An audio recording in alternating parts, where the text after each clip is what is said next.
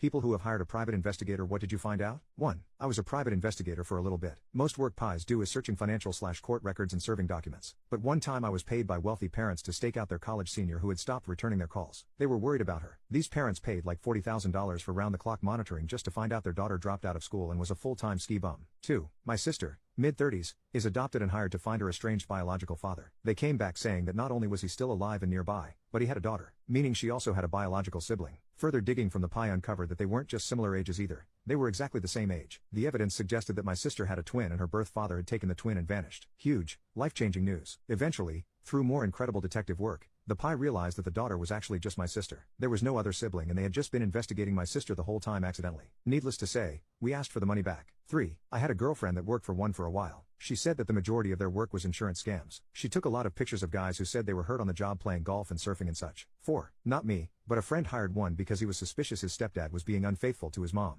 So, he asked me, and I put him in contact with a guy I knew. At 15, when my friend's mom and stepdad started dating, my friend gave the typical "you hurt her, you're dead" speech. Also, his bio dad walked out on him and his sister when my friend was like 4. It took a while, but my friend warmed up to the guy and he's a good guy. Anyways, the pie said he wasn't cheating. Apparently there was a house on the market that my friend's mom wanted, and he bought it. He had been remodeling it for some time and he kept it a secret. As a 5-year anniversary gift to her, he bought it. Anyways, they live in a 5-bed house. 5. My story is a little different. I had a pie investigate me. About 6 years ago I became very ill with a variety of issues that left me really quite poorly. I was an optician and so using my hands with arthritis was just never going to be a plan. So I applied for UK disability support. I sailed through and started receiving a monthly amount. Now, fast forward a few years, I then start getting restless at home so I retrain into a job that doesn't involve my hands. I stop receiving money, except for the benefit you can get while you work. I use it for paying a better automatic car off. Well, my very nasty mother's friend saw me start work and called the benefits office, assuming I was still claiming. Unfortunately, she exaggerated and told them I was living a normal life and even running daily. So the benefits office filmed and watched me. They thought they had an aha, gotcha moment. Their pie provided photos of me walking unaided. When I sat in the meeting,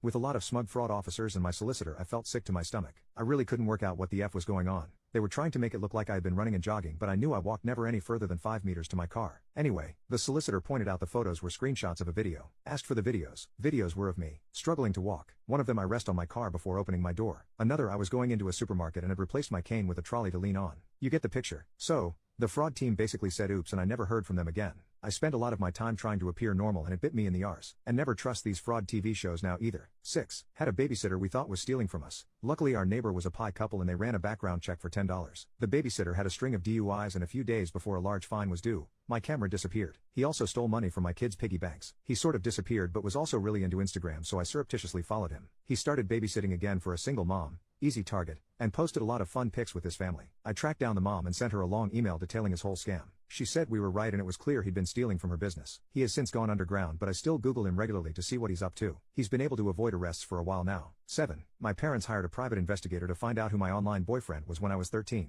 The pie came back and told us he was just a fat-ass 13-year-old. 8. My grandmother's first boyfriend after my grandfather died said he was a retired cop and a veteran. They enjoyed dancing to country music together, and bought a new car, in her name though, even though she can't drive anymore. My uncle hired a pie. Turns out, that old bastard had a habit of shacking up with widows and bleeding them dry. 9. My mother's dad walked out on mom, my aunt, and my grandmother when mom was just 5. A few years later, my grandmother died of a grand mal seizure. Mom was taken in by her grandparents, but she always wondered why her dad left and what became of him. In her 40s, she saved up a bit and hired a pie to track him down. Turns out he moved over time from Pittsburgh to California where he wound up in prison for armed robbery and so other violent crimes. He died in San Quentin Penitentiary. I think mom got a lot of closure out of that. She was able to see that life would have most likely been even worse had he stayed. At least living with her grandparents, she was loved and raised to fulfill her potential.